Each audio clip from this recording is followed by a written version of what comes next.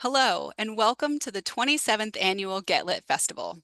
I'm Kate Peterson, Director of Get Lit Programs, a nonprofit organization housed within Eastern Washington University. Our program is responsible for Get Lit, Washington State's longest-running annual literary festival, which hosts dozens of readings, writing workshops, craft classes, panel discussions, and many more exciting literary events. This year's headlining authors are Maggie Smith, Lee Young Lee, and Danez Smith. We're thrilled to be hosting in-person events featuring those headliners alongside over 60 talented writers from our region and beyond. The festival takes place this Thursday through Sunday, April 10th through the 13th, in many venues across downtown Spokane, Cheney, and even Coeur d'Alene. We're excited to be presenting 8 virtual events here on YouTube this year as well. You can find a full schedule of in-person and virtual events, along with information about all of our festival authors by visiting our website, getlitfestival.org. Now I'd like to welcome Mackenzie Draper, Get Lit's Assistant Coordinator, who will introduce today's event. Today, I would like to welcome you to the joys of middle grade. For librarians, teachers, and young readers, there is a desire for stories that address tough topics at an age-appropriate level. But how exactly do we handle those topics with care and still have an enjoyable story? In this panel, authors Sydney Dunlap, Heather Murphy Capps, Meg Eden Kuyat, and Maria Jose Fitzgerald will discuss how to tackle serious and important subject matter in a way that's accessible to young readers. These 4 award-winning middle grade authors will talk about their experiences publishing books in the market with themes ranging from environmental and social justice to neurodivergence and even human trafficking, all for an audience of children. Today's event is going to begin with short readings from all of today's authors, followed by a conversation. So thanks for being with us today. We'll go ahead and pass it over to our readers to begin. Hi, everybody. I am the first of the 4 of us to speak. My name is Heather Murphy Capps. I am an upper middle grade author. I am the parent of 1 middle grade reader and 1 almost not quite a teenager anymore. He's way past young adult now. And I have been writing for about 10 years. I am an educator as well, and I write historical fiction and magical realism. So we're going to be talking a lot about those things, all the different ways that we can write and connect with middle grade readers. But the first thing I'm going to do before I pass on the baton to my next panel member is just read to you a little bit from the book that I have most recently out, a book called The Rule of Three, which is historical fiction and magical realism. And I'll just set you up really quickly for what I'm about to read.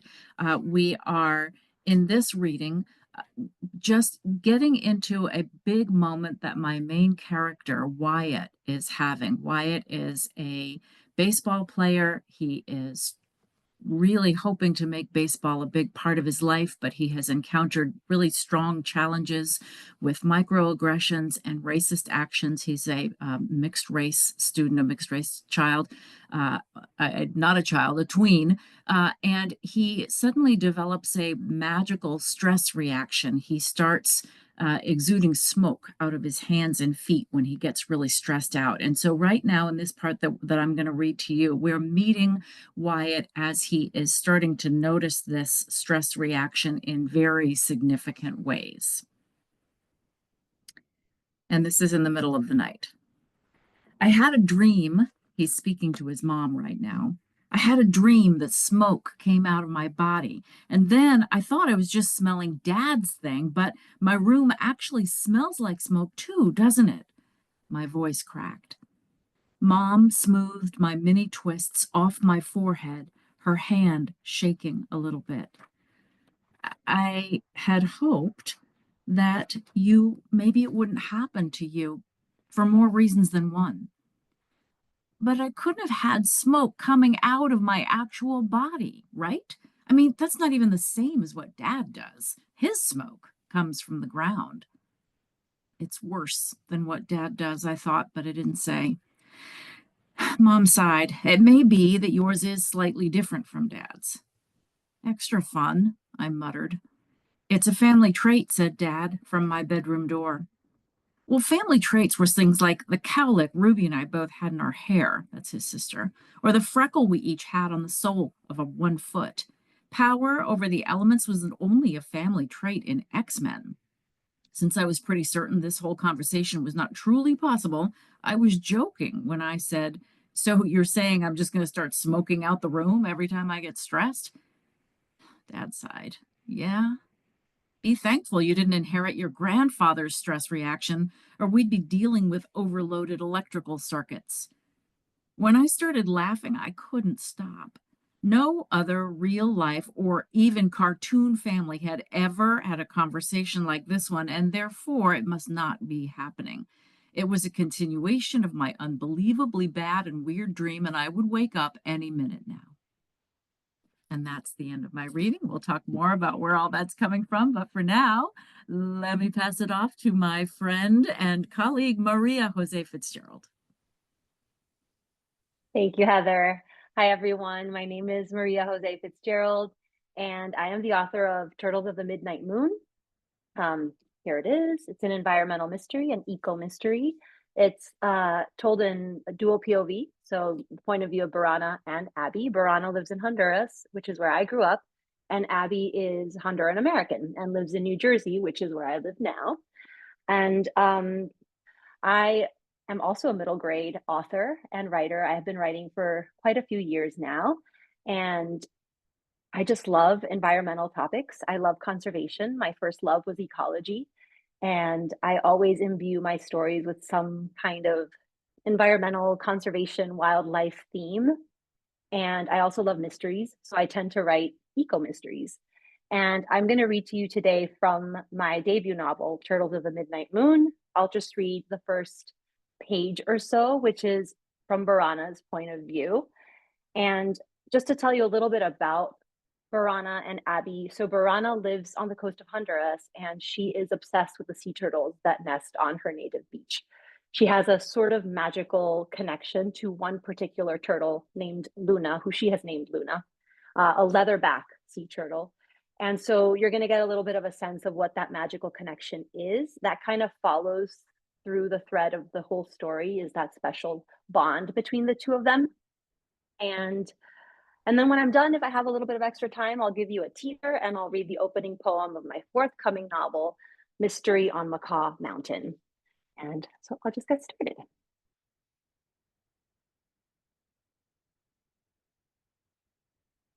And I'll also show you, like, my favorite thing when you open the book is that there's like an actual map with the flag of Honduras, which I just love.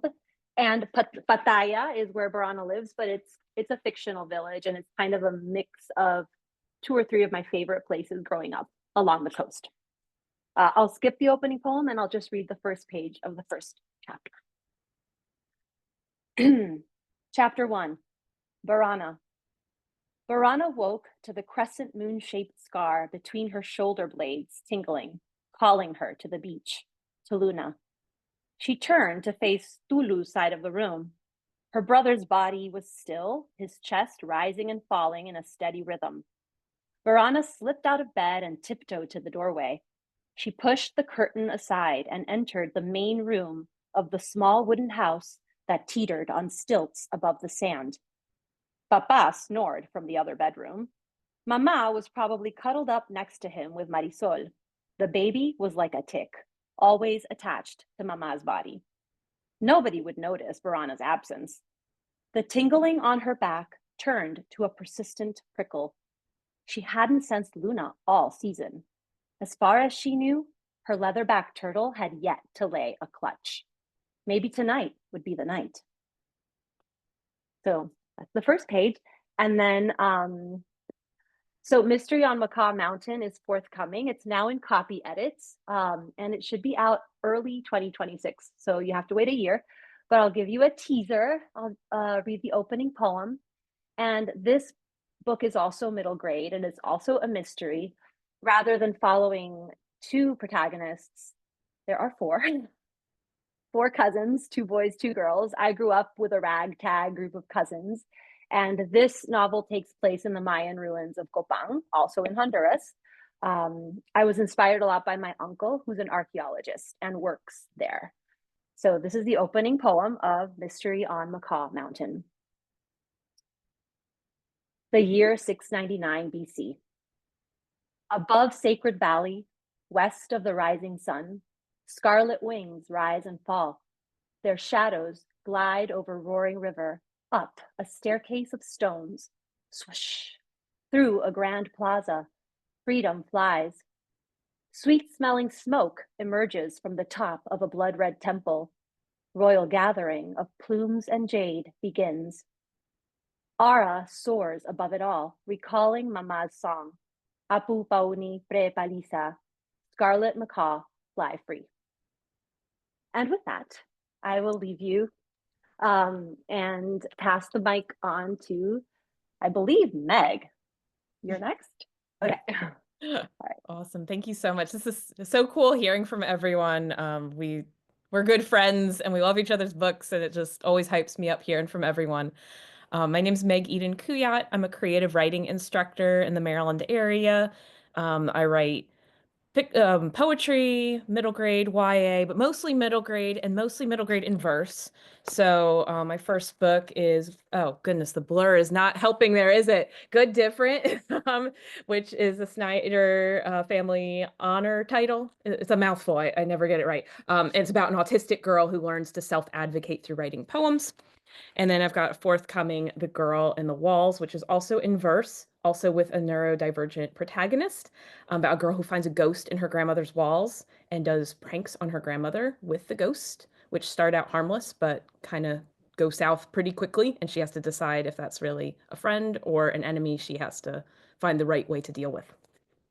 So I was going to read just a little bit of the first poem from each one, especially because we're talking about this balance of joy and tough topics in middle grade. And so I might reference some of the strategies I used here because I particularly openings are so hard. And as writers, we're sending out to agents and editors, and we know that they're reading so many submissions, and we know that that first page just really matters. And especially when you're doing verse, you've got like one poem. So you're really, there's so much focus. You're thinking about how do I start in a place that makes you want to turn the pages. And so as we have our conversation, I was thinking, oh, maybe these are some examples I can talk about, a strategy I used, and particularly these, but often I'm thinking about, especially with my verse novels.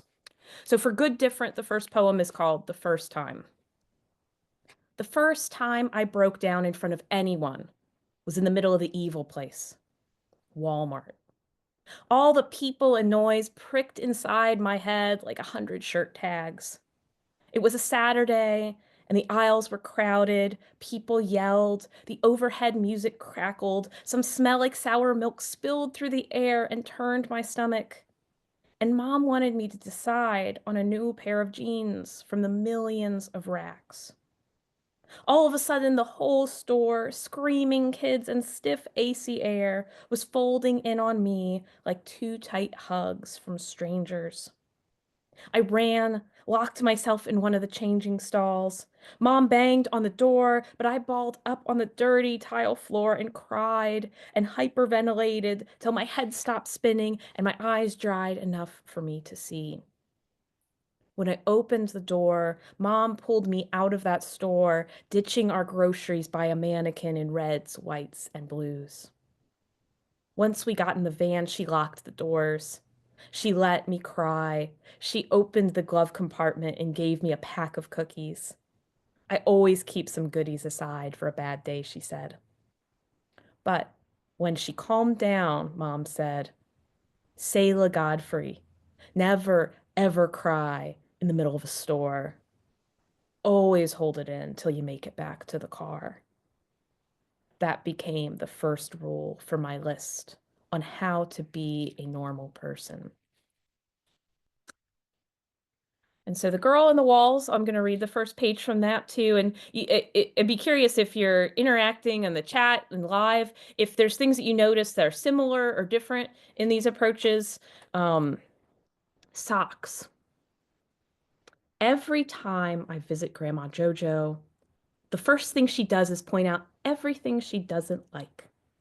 The pastel under my nails, the graphite smear on my pudgy cheek, my tangled curls and hairy legs, my backward paint-stained shirt. This time I don't even get my shoes off before she finds her first complaint. Aren't you a bit old for cartoon socks, Valeria? Jojo asks. looking down at my feet, as if anyone's ever too old for interesting things. Back home, I have a whole drawer for my sock collection. This summer, I had to pick my favorites. Only the weirdest, best, most unique socks. Right now, I'm wearing blue and yellow narwhal socks that say, "I am strange and wonderful." Jojo reads my socks out loud. Uh-huh. "Aren't we all?" Mom asks, smiling, coming to my rescue. But Jojo's lips stay pressed in a dark red line. Now I turn it over to Sydney. I'm going to just say before I say anything else, how wonderful it is, as Meg just referenced, to hear from everyone reading their books, because I love them all so much. They're all awesome. So it's just so fun to get to hear them again. So my name is Sydney Dunlap, and I've got 2 books that I'll be talking about a bit today. The first one is my debut. It happened on Saturday. I'll show it to you for a second. This one was a Crystal Kite honor book, and it was also an IPPES and Forward Indies Book of the Year for juvenile fiction, for a silver medalist for that. So that was the one that came out in 2023, and it grew out of my work with child trafficking survivors and my realization that there really wasn't anything for the 11 to 14-year-old age group about social media safety and staying safe online. And my challenge was to try to write something that would be very kid-friendly and age-appropriate, but also help kids learn how to be savvy as they go online, and also just out in the world as far as staying safe from traffickers and predators. My next book is not out quite yet. It comes out next month, but I made a little thing here with the cover. It's called Racing the Clouds. And in keeping with what I just really like to write about, these tough topics, and try to bring a lot of hope and heart, and also bring fun into it, but also have a more serious underlying, I guess, message in the books. This one deals with a young girl who's 13 who is struggling because her mother has an opioid addiction that came after an accident for which the main character blames herself. And she spends a lot of time wishing she had done just one thing differently the day of the accident. And so it really gets into forgiveness of yourself and of others. And just that feeling I think we've all had, if I could only go back and do something different. But it is realistic fiction, and she can't go back and do anything differently. So she has to really come to terms with it. So this one actually comes out on the 18th of next month. So I'm getting excited. So it's what I will read from today. And as Meg had referenced, sometimes those first pages, we all as writers hear that you've got to hook your reader. There's so much else that could grab their attention any moment. So you've got to make it something that they're going to want to keep going with. And so I thought I would just read a couple of pages. And what I tried to do as an author in these first couple of pages was to bring in little elements of mystery and little elements of questions that you might then want to keep turning the pages, because your curiosity is aroused and you just kind of want to see, wait, what is she actually talking about here? So I'll go ahead and begin. There's no way Alejandro could know about the letter I got yesterday. I haven't said a word to anyone, and it's not like he'd ever look through my stuff. But as I stand at his family's kitchen table, scooping fun-sized Snickers, Starbursts, and Jolly Ranchers into the T-Rex piñata we made for his cousin's birthday, I can't help glancing over at the corner where my backpack sits casually, as if it isn't hiding a thick, fancy envelope that's left me with a decision that could change everything. The scent of chocolate fills the air, and I inhale the deliciousness. My mouth waters for a taste of the cake that's almost finished baking, but I'll be out of here way before the candles are lit and everyone's singing. Since I am standing in front of a pile of candy, I grab myself a green apple Jolly Rancher. Sage, can you hand me the masking tape? There should be some in the drawer by the fridge. While I'm on piñata duty, Alejandro is finishing up the pin the tail on the donkey poster that he drew himself. He somehow managed to make the donkey look like it's laughing. Careful not to step on his adorable black cat, Sylvester, who's batting around a bag of Starbursts that fell on the floor, I toss Alejandro the tape. He tears off a few pieces, then hangs up the poster and turns back to me. You should come to the party. Later tonight, the parking lot in our trailer park will be jammed with cars, and Alejandro's yard will be filled with people. Even though he's an only child like me, he has a bunch of relatives who live close by, and someone's always having a birthday or anniversary or even just a soccer game that they all get together for. They crank the music, and the enchiladas and tamales and whatever else they're serving smell so good that I can practically taste them from my porch. Thanks for the invite, but I don't think I can come tonight. Save me a piece of cake? I roll the Jolly Rancher around in my mouth. Alejandro always invites me to these things, but I never go. Not when everyone else knows each other, where they're all related except for me. I can't exactly explain that to him, though. I don't think he'd understand since he has no idea what it feels like not to be part of a huge happy family. Now that he's done hanging the donkey poster, he reaches into the bag of bright red balloons we still need to blow up. Too bad you can't make it. It's not like we have any homework tonight. He stretches out the top of a balloon and smiles. I love the last week of school. Normally, I'd be smiling too, but not this year, when every day that goes by is one day closer to the day I'm dreading. It will be here in less than 2 weeks, and there's nothing I can do about it. Awesome. Thank you so much, everyone. It's just, again, it's just so cool to hear everyone's work. I recommend if any of these excited you and interested you to go check them out and read more. But maybe to start our conversation, something some of us mentioned, and we all do upper middle grade. And so could we maybe just talk a little bit about what that specifically means, what we're writing, and why that's really an important category? And I think Heather, we'll start with you, or yeah, Heather or Maria. Yeah. I'll go ahead and pick up and then toss it off to Maria. I'll start with the second part of your question, Meg, and that is something that I think maybe it was Sydney who just said this just a second ago. Sometimes we all the sentences blur in my head, but I think this is an age group that's underserved in literature today. That's not to say that there are no books for this age group, but I don't think there are enough. It's a unique time in their personal development, their emotional, their social development. It's a time when if we don't give them interesting things to read, they may stop reading. And it's a time when they are looking for more, as we like to say in this group, they're looking for chewier themes. They want something that's a little bit stronger than, Magic Tree House or Magic School Bus. Those are wonderful books, but they grow out of them and there's just not enough that bridges them from that to young adult. They're looking for more interesting, more challenging themes, but they're also not looking for the super social sophistication that you get in some of the YA books. So that's why I like to write this particular category that is now being called upper middle grade. I think some people also have other ways of referring to it, but that's the way we refer to it. And that's why it's important to me. And actually, I think I'll stop there so as to not to take up all the air in the room. And I'll come back to the first part of your sentence, the first part of your question, the next time I answer something. So let me toss that off to Maria. Yeah, and I think it's fine if we're all unmuted and we just chime in. I think we're all friends, so it's all good. I think your definition was perfect, Heather. I think it really is.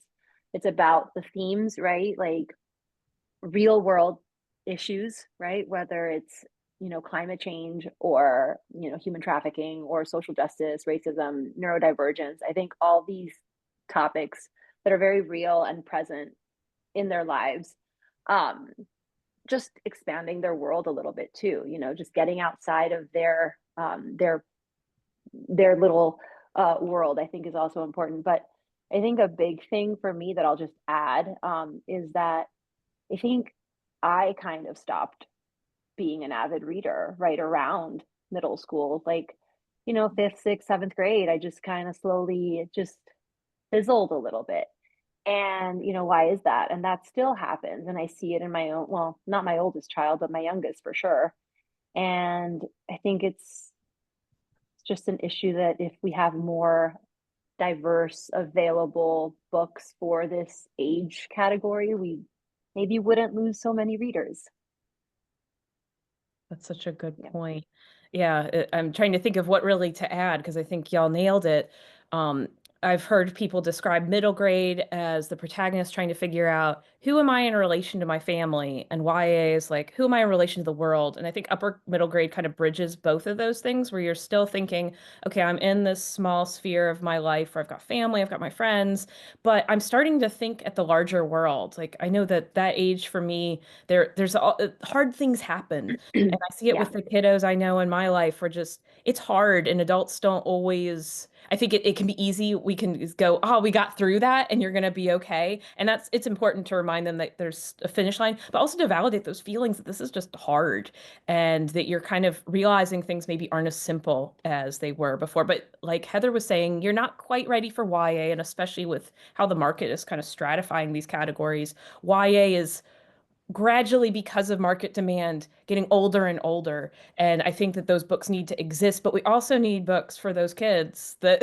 they're not developmentally there or emotionally there or any of those kind of things, but they want to start thinking beyond their circle and ask some of these hard questions that maybe some adults don't want to answer, probably out of love, wanting to protect these kids, but they know that they need that. And I think we honor those kids by acknowledging like you are worthy of being in these conversations of these difficult topics. And I will add, everyone's answers have been wonderful. I think you've defined the age group so well in the category. So I'll just, I think, answer the second part of the question for this and say why I really specifically like to write for this age group. And I'm going to go back to when I was 13, and those books where Judy Blume or Catherine Patterson or some of the authors were writing about really hard things, about stuff that so many books never went anywhere near.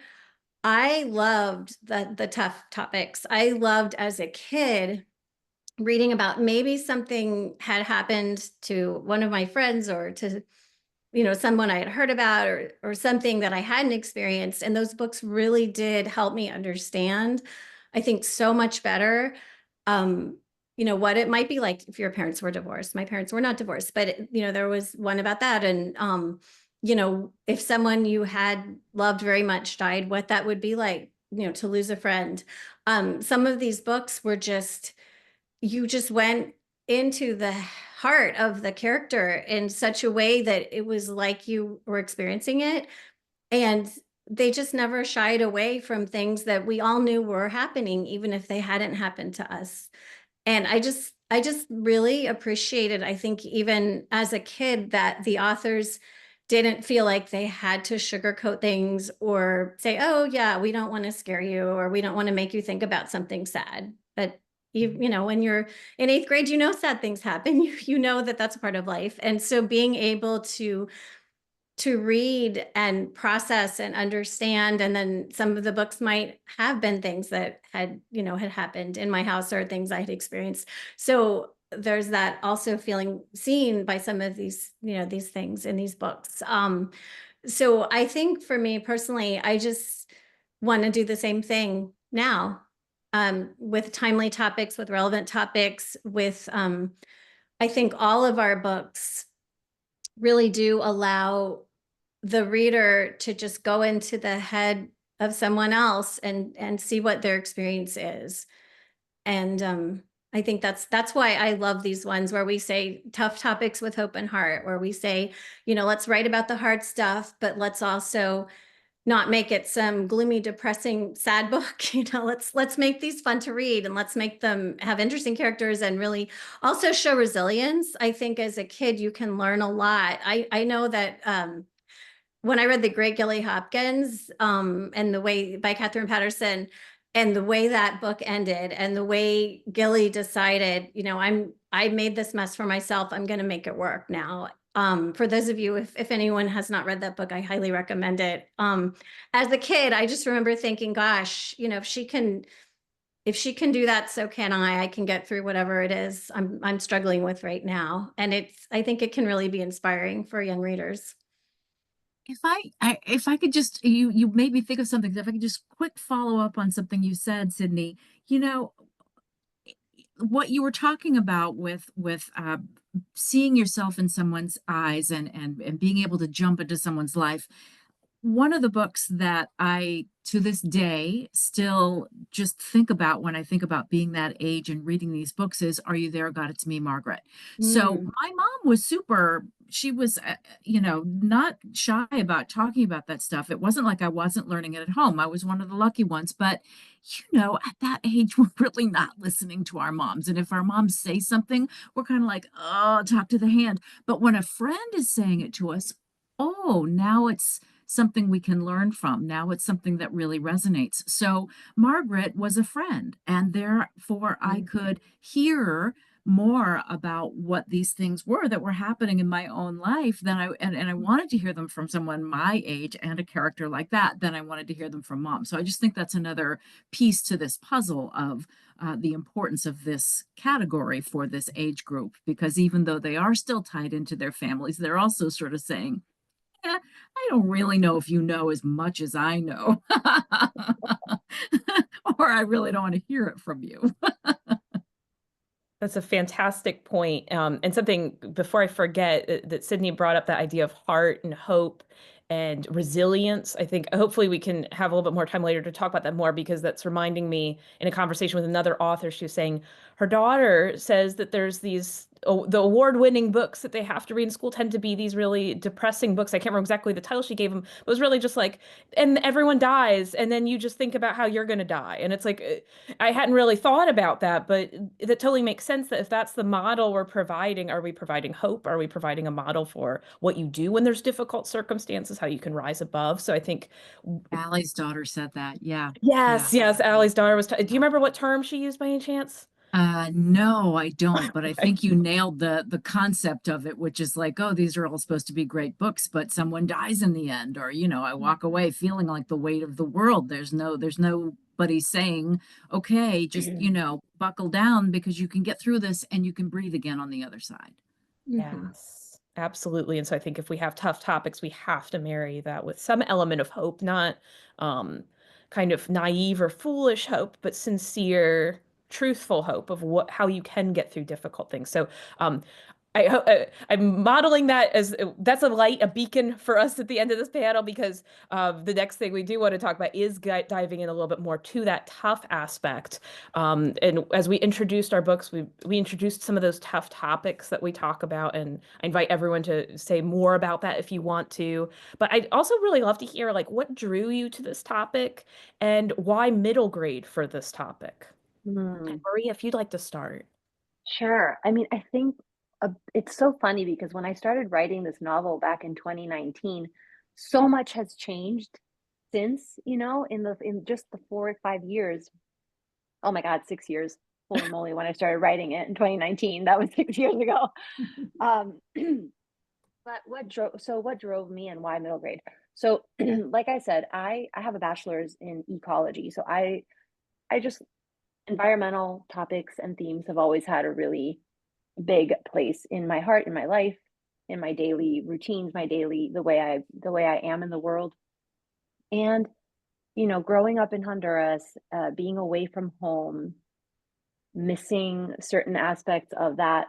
Just if you've listened to the new Bad Bunny album, you understand. It's just this wanting to go back to that homeland. And I just was writing this story. I was drawn to this topic because I grew up loving going to the beach every year with my family. My grandmother was from there. I love sea turtles and environmental topics, especially today, especially with climate change. I think it causes, we're all familiar with climate anxiety, and this generation of kids, Gen Alpha, Gen Z, like they are at the forefront of what are we going to do about this? What are we going to do to save our biodiversity, to save our oceans? What are we going to do to change what we're doing to our seas and our plastic pollution? And it's exacerbating. Like you go to the grocery store, there's plastic everywhere. Fires in California right now. There's just everything it feels overwhelming. And I think that even as an adult, I feel overwhelmed and powerless, right? And these tough topics with I don't want my great grandchildren to not know what a leatherback sea turtle looked like, or to not know what, so many species are like critically endangered right now. And I guess that was what drove me, just my passion for these topics.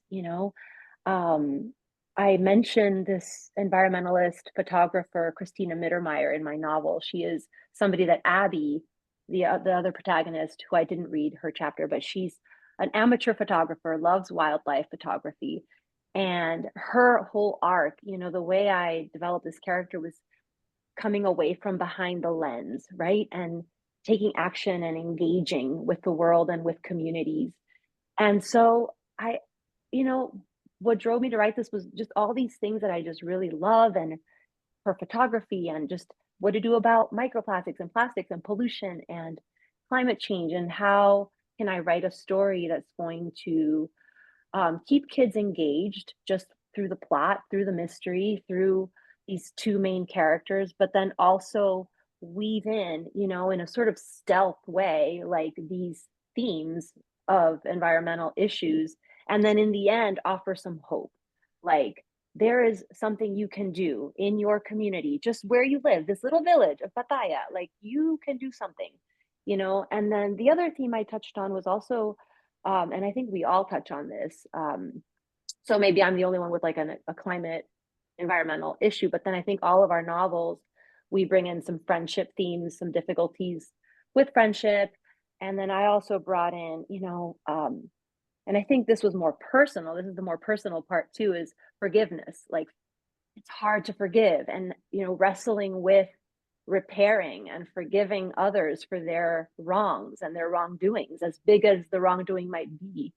So yeah, those were why middle grade, because they're just my favorite. Like, I love that age group. I have, well, now they're so much upper middle grade, but they're getting up there in age. But I think even adults can read our novels and get a little glimmer of hope, and also just learn something, about themselves. Yeah. Absolutely. I a lot. Anybody, I think Meg or Sydney or Heather, Yeah. pass So the baton. I'm an autistic. Oh, did I miss something? Okay. No, I think Maria's audio might be lagging just a teeny Oh. bit. Yeah, it's good. Okay, no worries. So I'm an autistic person. I did not know I was autistic, and it was through the act of writing Good Different, and really just the act of writing, that I discovered that. I kind of wondered for a while, but in the beginning of the pandemic, remember when it was like the grocery stores had you could only buy 2 things of cat food, like all these, it was just like, it was like another planet, it was another world, terrifying. We had no idea what was coming next. And I just had a very overstimulated day. I got really upset. And what I do when I'm overstimulated and upset and feeling things is I write. And I tend to write poems, because poems are these devices for emotion. And I started writing a poem remembering when a girl started braiding my hair in the recess line without my consent. She just touched me and I froze, and I was like, is this what girls do? Is this normal? I guess I just put up with it, right? And I froze. But in the act of writing, this is what's so cool about writing, is we have agency. We can recreate things. We can change things and transform these moments. And what I was so surprised is what happened was it was no longer me freezing there. It became this character who hit the girl braiding her hair. And that shocked me. I was like, where did that feeling come from? There's something to explore here. And what happens to this girl after she hits her? There's just a whole story. What got her to this point? And in that, for years I had been wondering, maybe I'm autistic, but I don't know if I want to claim that label. I don't want to appropriate that if that's not what I am. But I'm overwhelmed with life. How am I going to take the time to get a diagnosis? But the pandemic changed lots of things. And I learned that I could remotely get the diagnosis test and work with a therapist. And so, and in the act of writing this, I wanted to not claim that name for Selah. I didn't know what Selah was. I was just like, I'm just going to write how I feel. And I'm probably the only person in the world that feels this way. People are going to tell me that this is juvenile, that my protagonist is unlikable and unrelatable, and she's making a big deal out of these small, stupid things. Like, the internal editor was telling me all these things. But anyway, in the process, I got diagnosed. So as my character is discovering her autism, I I was also discovering my autism. So I find that the act of writing is my way of processing the world. It's the way that God shows me what I need to learn. I feel like I go, what am I struggling with? What do I not understand about the world? And through the act of writing, I learn about myself. I come to discoveries, and that's what I really love about it. And Girl on the Walls is also negotiating neurodivergence, but not just purely on the personal level. There's this generational aspect of what do our families teach us about what it means to be normal and how to mask? What things are we taught by our family to hide about ourselves? And maybe we come in having joy, inherent joy about how we're made and who we are, but then family and society teaches us to not have that joy or stifle that joy. So there's a lot of really heavy themes in Girl on the Walls with that. And we could talk maybe a little bit more about the tactics of how we negotiate some of these themes. But I'm drawn to them because they're me and I'm trying to figure them out. And I was definitely trying to figure them out as a kid, but I was not in any way articulate or socially aware or personally aware. I felt all these things as a kid. I have that, there's that quote from Jennifer Choldenko,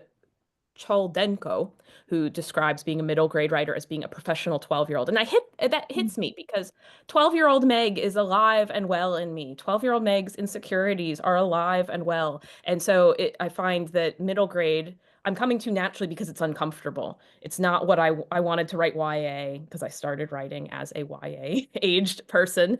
And I thought that's cool. That's what I want to do. Middle grade is kind of scary. We have to be really vulnerable. We have to get into some of this painful, hard stuff. But I'm loving that about it because there is a way through. There is that hope, that light at the end of the tunnel. And through these books, we can kind of figure out some of this stuff, maybe some things that we didn't deal with as kids. And so we can empower the next generation to work through some of these things. So I'll share a little bit about each book. What did happen on Saturday, I mentioned before that I'll give you a little more detail. I volunteer with kids. I'm East Coast originally. I grew up in the DC area, but I actually live outside Houston now. And I volunteer with girls in juvenile detention, and I lead a team that brings in programming about trafficking awareness and prevention. And I was doing that and talking to these girls who are child trafficking survivors and working with them, and just realizing, because I was a teacher for 18 years and pretty well versed in the books that were coming out, I just couldn't find or think of any book that was really covering this, because I guess you think, well, a book about child trafficking for kids, that doesn't seem like it would work. But that's where I thought, well, it doesn't actually have to be at all about a kid getting trafficked. It's how easy it is for something to go wrong when you're online or when you're out in the world and you don't realize there are people online very specifically trying to find you so that they can lure you into a dangerous situation. So the approach I took when writing it was to show how the girl is just trying, her name is Julia, and she's 13, and a couple of her best friends are twins and have moved away, and their other really good friend has discovered boys in makeup and just kind of doing things a little differently, and doesn't have as much time for her. And so that's when she posts a picture of herself online and meets this guy named Tyler, who is acting really nice to her and really interested in her. She loves to volunteer at the horse rescue place and takes riding lessons, and he acts like he's so interested in that. And in fact, he just knows exactly what to say so that she'll feel comfortable with him, and that they can eventually meet in person and he can lure her into a very dangerous situation. She does escape from it very, very quickly. And then there's a whole part 2 of the book, which is really got a mental health component in it. She goes to group counseling with kids who have been through all different kinds of traumatic events. And there's just a lot there. I've been through a lot of training with trauma-informed counseling that I put in little bits and pieces in the book, just things that you can do to help yourself stay calm and stay grounded, and just different just different ways we can help ourselves and help others through hard times. And so I really wanted the book to be accessible, not just very specifically about somebody who'd been in Julia's situation, but really any kid who's been through something really hard that they need to find their way to the other side. So that was kind of the approach I took with It Happened on Saturday. And then with Racing the Clouds, I mentioned, sorry, my dog is under the table. I think he just shook the room. And he's digging. I don't know if you can hear him. Yeah, I'll actually, that would be a nice segue into my books. So far have lots of animals in them. I have 5 animals. I've got 3 rescue cats and 2 rescue dogs. And I actually had a horseback riding lesson this morning. I love animals so much. And so the horse stuff came very naturally from my experiences, both as a kid and an adult. And then the, Racing the Clouds has a rescue dog that I think brings the family together. Sage has never met her grandparents, and when she flies out to meet them, she's just very, just like, this is never going to work. I thought I could come here and fix this rift in my family that happened before I was born, and I'm going to find out what's going on, and I'm going to make this right in my family. And then she meets her grandmother, and she's like, oh gosh, why did I even come? Her grandmother's very strict and very formal.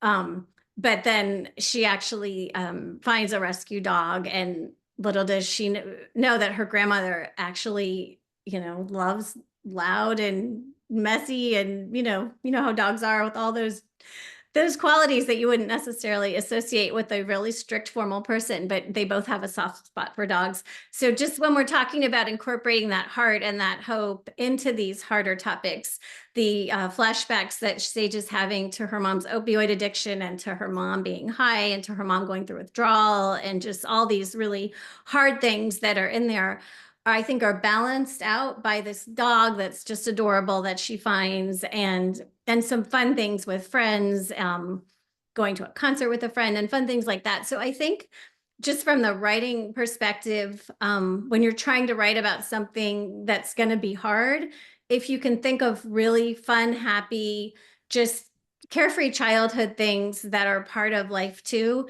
And as we all talked about, our books all have friendship, and they all, I think, have very realistic situations that any kids that age, I think, can relate to, because we all had friendship issues. That's just part of being a middle schooler, is there's ups and downs with your friends that you have to navigate and learn from. So I think it's just that interspersing the hard stuff that we bring in, and the difficult themes that we bring in with the puppies and the magic and the all the different things that everybody brings to the table. Yeah.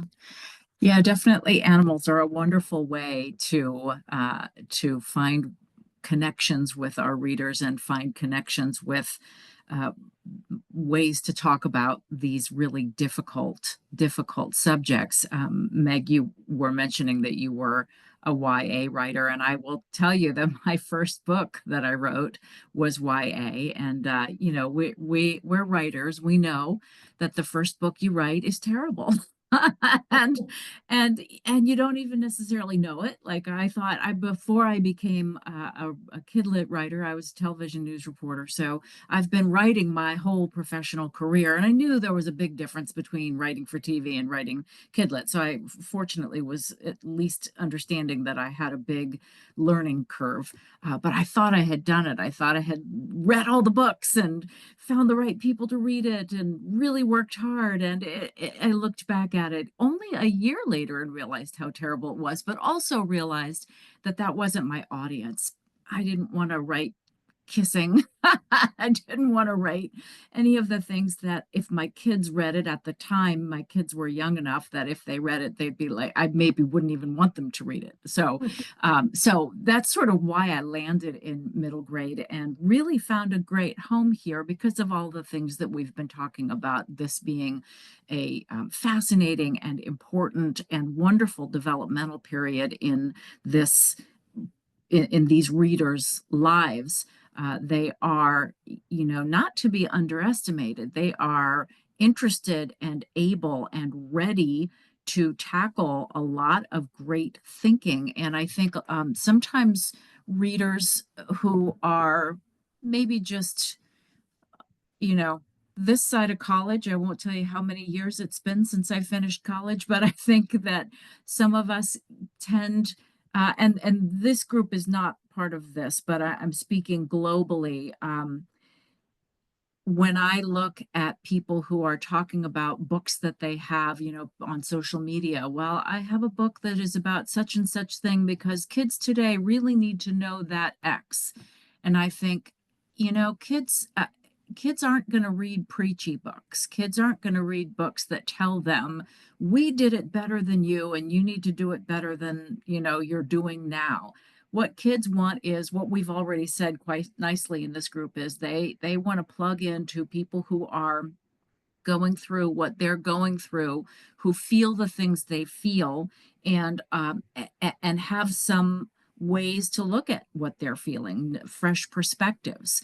One of the other reasons I came to Kidlit in particular, first YA and then middle grade, but in general, the younger age group, is because as a biracial person, I didn't see myself in books, and you've heard other writers who are from underrepresented communities say the same. So I'm adding my voice to the many of them who have said, this is why we write. And Meg, you are one of those people as well. I think, Maria, you too, from people from, living in this country, having come from another country, when you don't see those faces.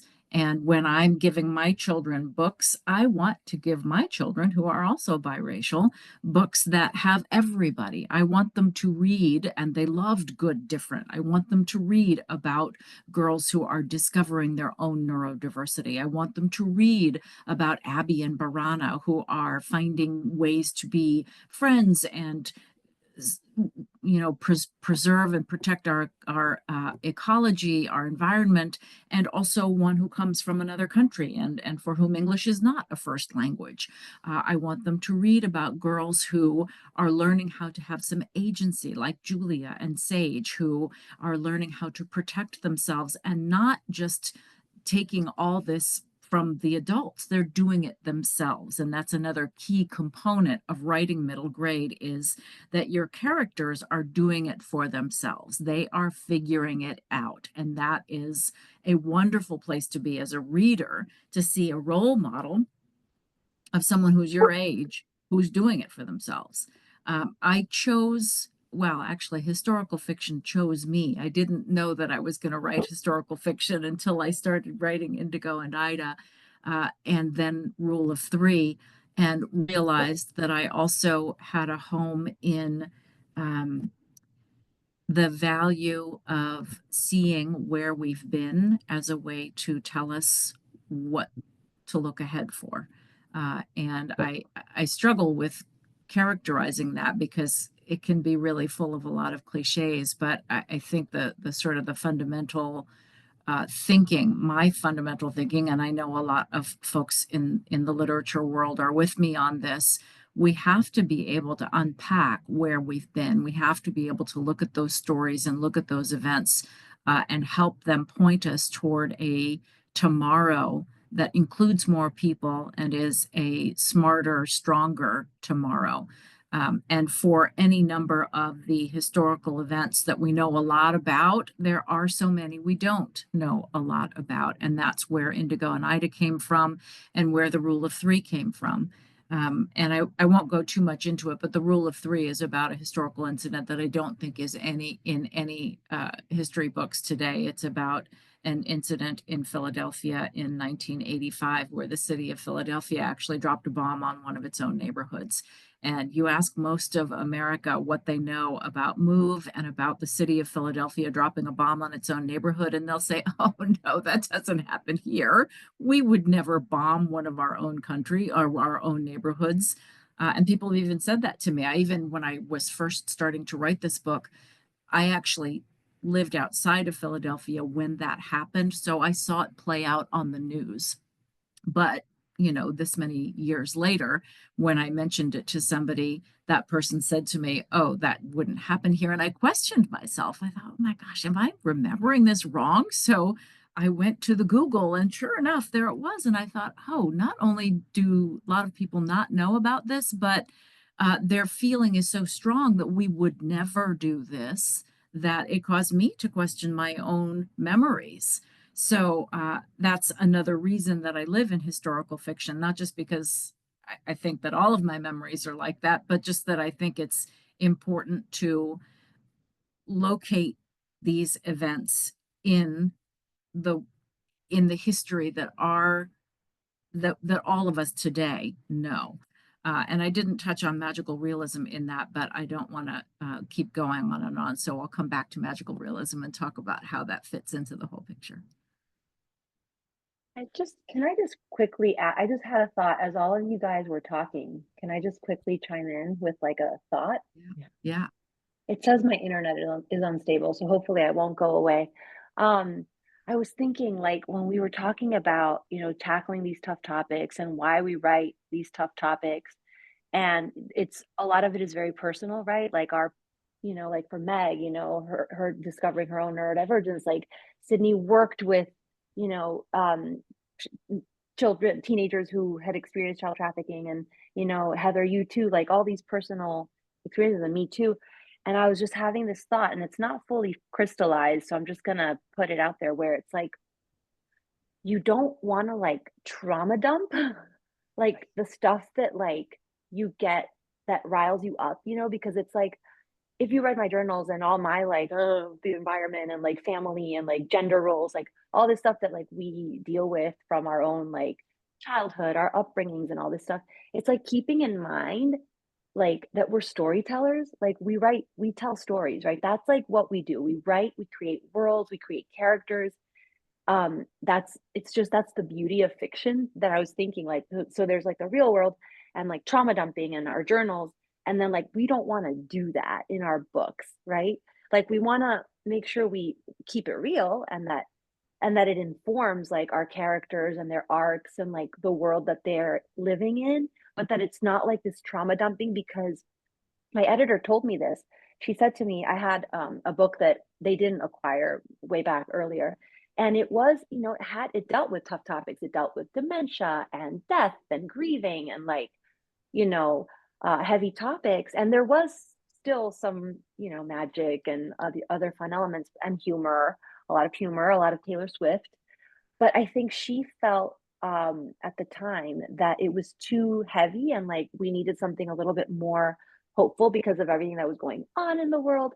So for those of you who are watching, who are writers, who are aspiring to go on submission and get your books acquired, I just want to leave that little nugget of like not advice, but just to keep in mind that like kids, they do need these tough topics, but also like in a way that's accessible. And like we are saying the word hope over and over again, like hope at the end of it, hope at the end of it, because the world is dark enough, and I think just to remain storytellers, and these books are going to outlive us, right? They're going to live beyond our lifetime. And so what do we want to leave behind in these stories, right? About humanity and like how we operate in the world, and having that hope to me is like, it's huge.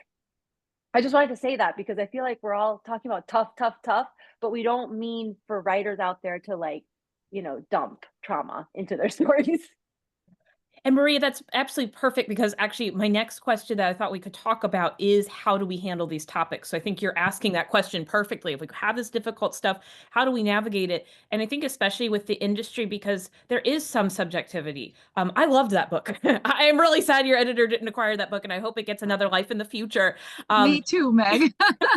And I think it's a really interesting question, because I think there is so much subjectivity. Like I'm starting to get early reviews of The Girl on the Walls, and it's always terrifying.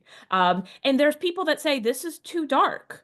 And that surprised me, because I'm like, when I first pitched this, my agent, I don't know, I think even now she doesn't believe it's horror. She's like, why would they think this is horror? It's not horror. There's a ghost, but it's not horror. So like, when we're talking about tough topics and scary material, there is so much subjectivity. Like to me, it was like it's hard in the sense we're talking about generational trauma, but I don't find that. I find scary that we lock people in literal asylums. Like that is scary. Not the people in the asylums, but the people locking people in asylums. That's the horror part. But you know, I felt like the way I handled it was totally fine for middle grade. But then there's some people that are saying, well, this would really be for my YA library. So I think there is some reality that there will be diverse reactions to our work, and I think that we have to accept that.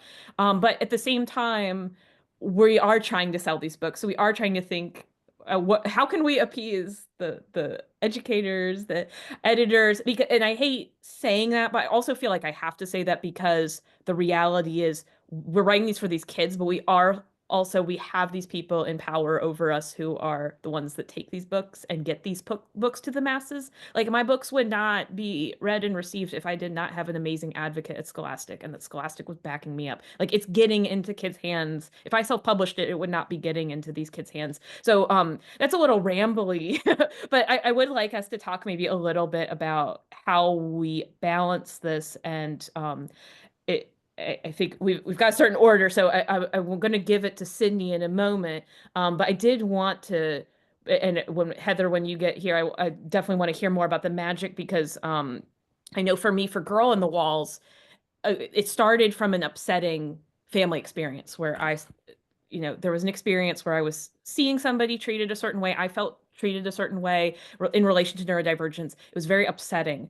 And I tried to write straight at that. I tried to write literally, grounded in the real world about that. And I found that was not fun.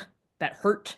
There needed to be something to lift it up to make it palatable for me, let alone for a reader. And so I did kind of the Emily Dickinson tell it slant, right? I found like, how can we tell this in a way where we can remove a little bit of the reality so that like I can process this, readers can process this, and that I can find some joy in this process too. Because writing, even when we're writing about painful things, there has to be some element of joy.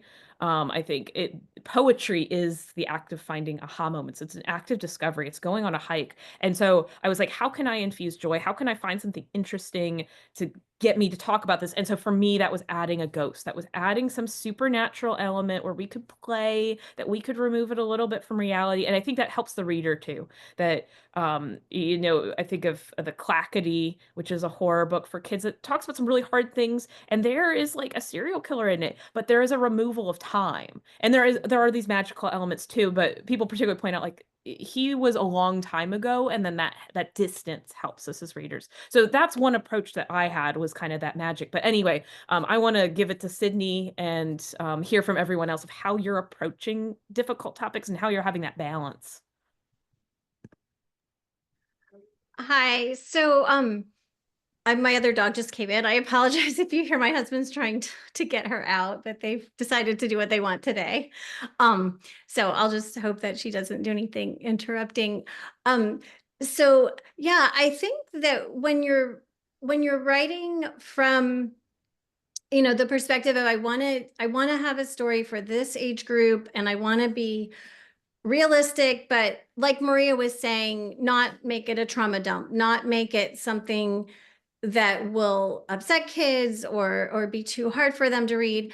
I think I think I touched on a little bit before, but we think about everyday situations that kids are in with their friends, with maybe their siblings, just with school. There's just so much I think that is really relatable for kids that we can talk about in our stories, so that when we do come into these harder things that might not be part of their experience, they still really feel connected to the character, and they really have had common experiences with that character.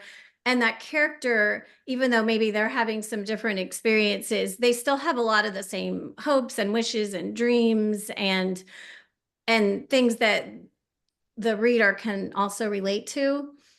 And I was going to say with like with Maria's book, she has the most exquisite setting. Ever since I read her book, I was like, I'm going to Honduras one day. I absolutely, that is on my bucket list now. And so when you're reading it, it's like you're in this amazing, beautiful place. And you're just taking that in because it's just part of every bit of the book. And yet there's this poaching going on and there's this really hard stuff happening, but you're in this beautiful place and there's this friendship developing. And so she has it just so seamlessly woven in that it doesn't feel like a tough topic, if that makes sense. With Heather's, I've gotten to read her most recent book, so I'm going to think about that one. Now she has the historical event she describes. I had never heard of it, and as a teacher for 18 years, I mentioned before, and somebody who reads a lot and follows events, and I was like, gee, how did I not know this happened? It was kind of horrifying.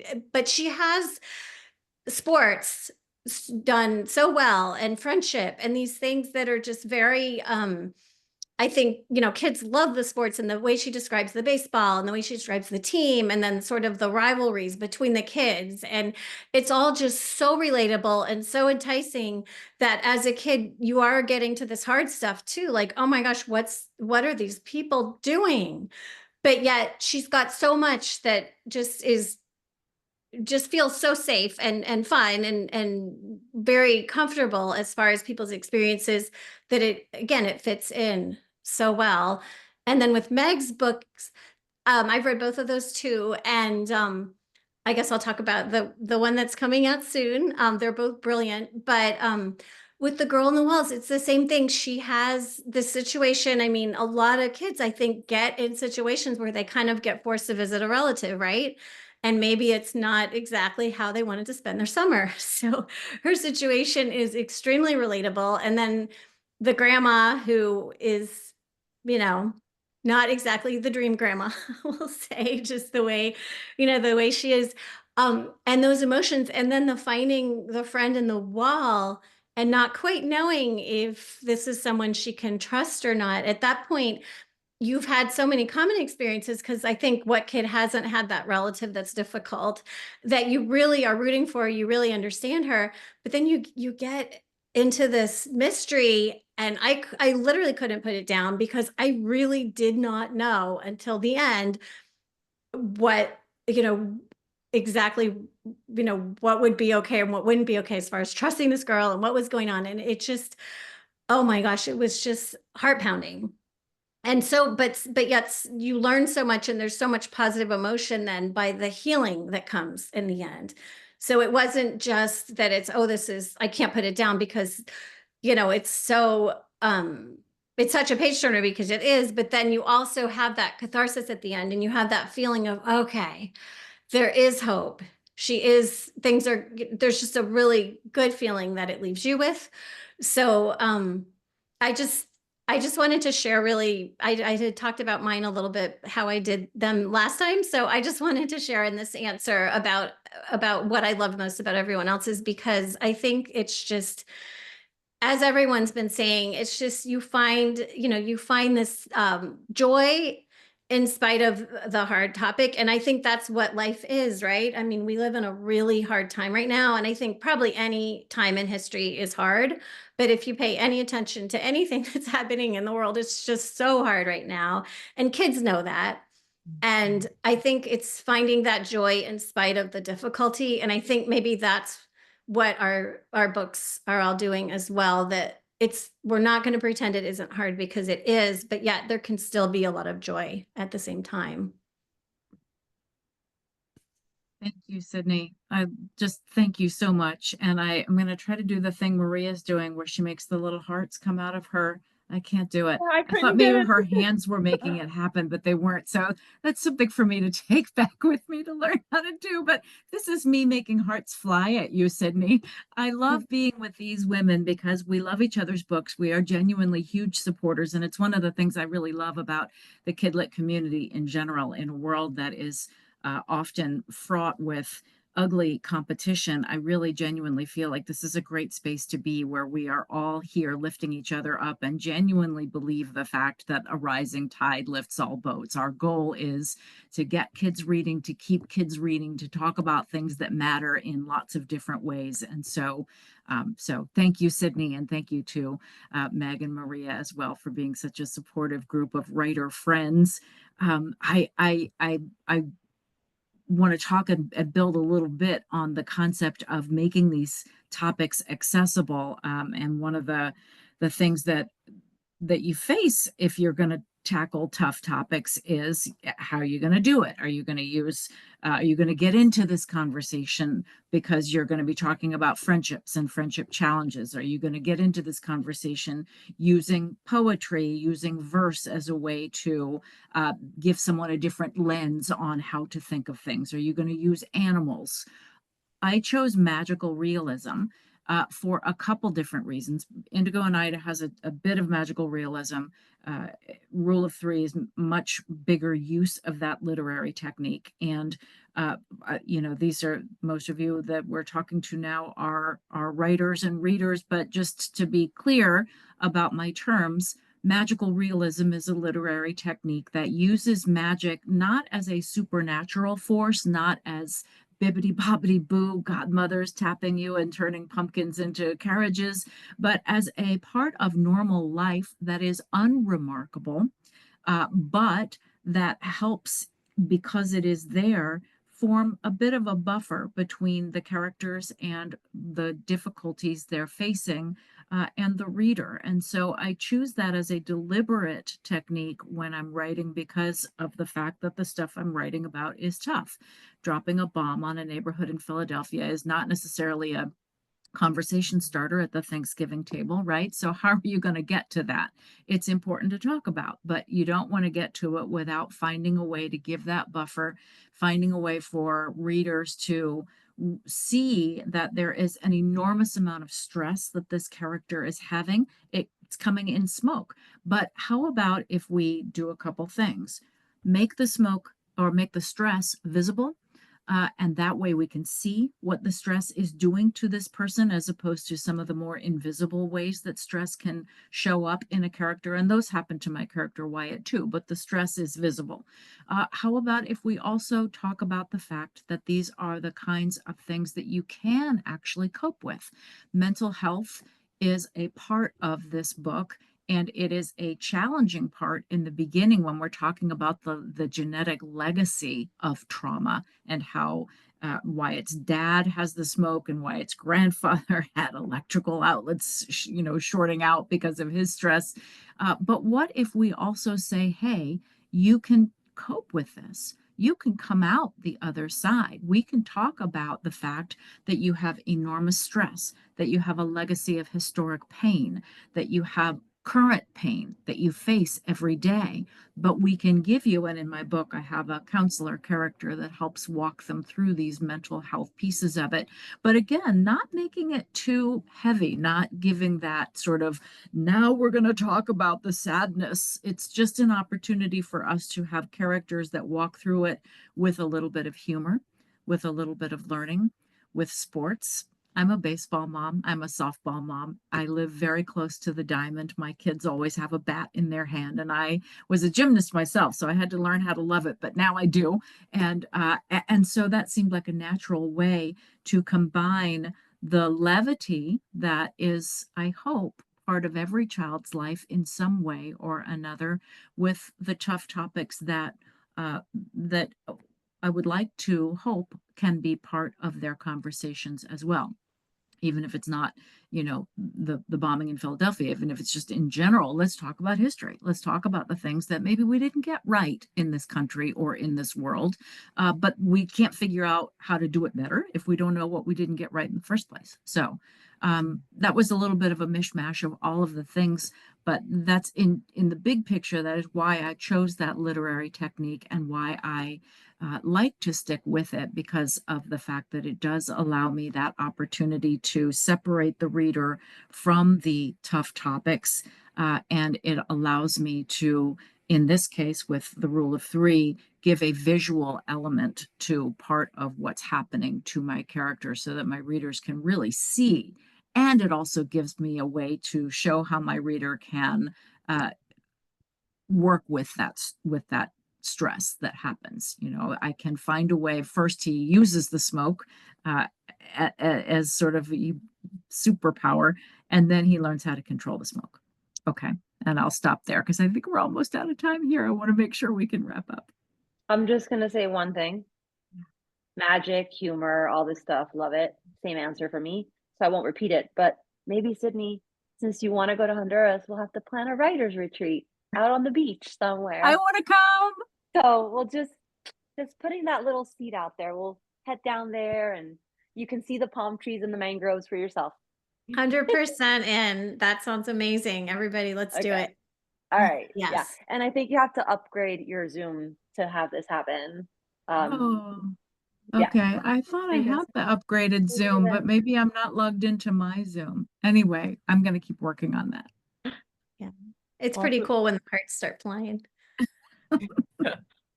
Well, it's so sad that we're getting to the end of our time because I feel like there's so much, we're just touching the surface and there's so much more we could say. And it's just always a delight being with these women talking about all this. But to wrap it up, I wondered if maybe we could just, these are challenging times, as we've talked about, particularly in this moment. And we're talking about tough topics. So I'd love to invite us to close out by, if you'd like to share where you're finding joy right now, whether that's in the world and life or in the writing process, and or any last words for our viewers, readers, writers, anything like that. Sydney, if you'd like to start. Yes, and I appreciate everyone's patience with my animals. And that's it. Kind of is a perfect way to start the answer because I love animals. Always have. I grew up with a house full of pets. Have always had them, and just everywhere you go at my house, there's like a dog or cat or something that you can pet or cuddle, or they're having some sort of race around something. So that, and I think I mentioned I had a lifelong love of horses. I grew up working at a barn as a teenager in exchange for riding lessons, and I loved it. And I actually decided this year, just not too long ago, that I needed to get back into my writing because it brought me so much joy as a child. And the world really is so depressing right now in so many ways that I just decided this is it. I'm doing it. I'm going to do it now. And I'm going to give myself something joyful. And so once a week, I get to go spend 2.5 hours at the barn, and they let you groom the horses and ride them. And it's really wonderful. So that's my, I think, enjoy in friends and family. And I have found so much joy just in this whole writing process with these lovely women and with our other writing friends. I think Heather may have been the one that mentioned it before. Sometimes you hear about something can be really cutthroat or competitive or whatever. The middle grade circles, I find nurturing, supportive. We all want to read and recommend each other's books, and we just, kids can read all of our books. It's not like, oh, you can only read one book.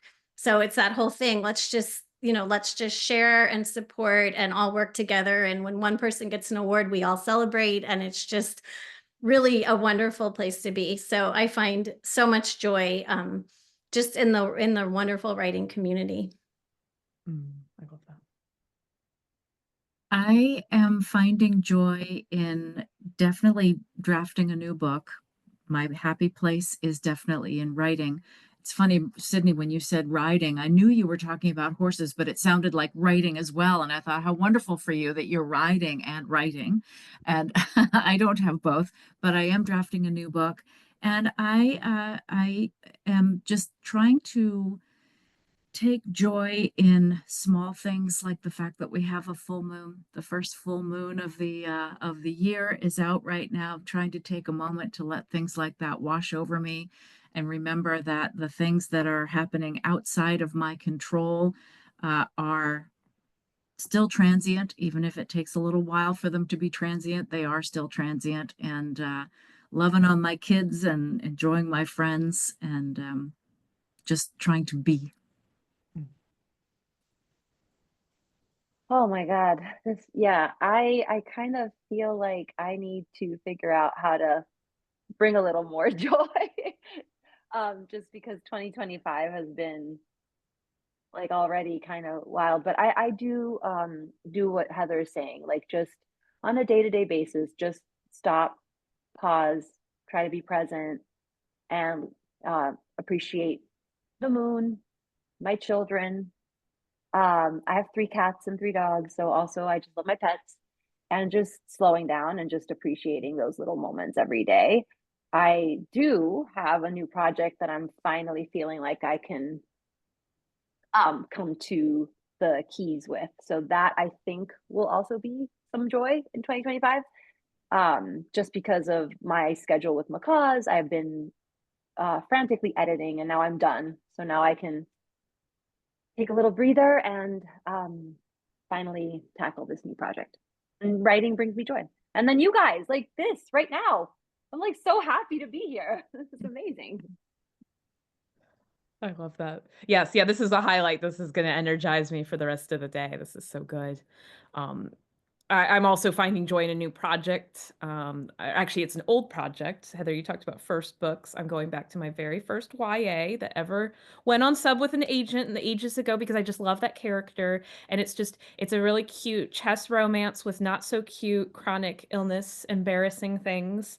And bodies, just how bodies can be embarrassing and coming to terms with that. And so just having like just something cute and light and finding joy in each other, even when our bodies break, is just really giving me something nice to appreciate and be in the moment in. I need to still work on the slowing down thing.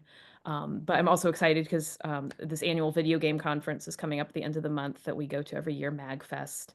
And video games are a space where you can try again, that you can do things differently, you can process things. Like I feel like there's something I appreciate about that we can try again. As people, we can keep doing things differently, we can keep learning, we can do things better, and just being with fellow nerds that love games, it's a lovely thing.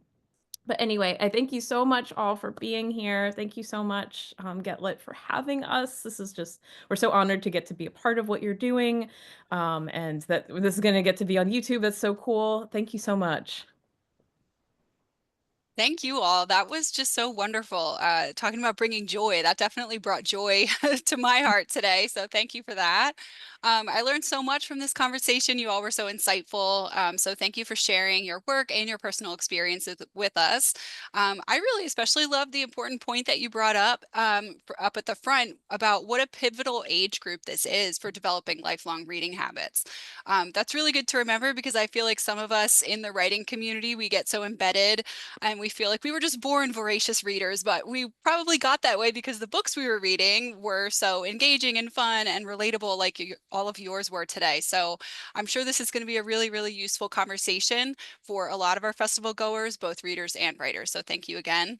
I do want to also remind everyone at home that we have links embedded into our event descriptions that will lead you directly to our local indie Aunties bookstore so that you can purchase or pre-order books by today's writers. Thank you to Aunties for being our official festival bookseller. And thank you also to Mackenzie, Get Lit's assistant coordinator, for all of their hard work today and behind the scenes leading up to today's event. To everyone watching at home, I hope that you will join us for more festival events, both in person and here on Zoom.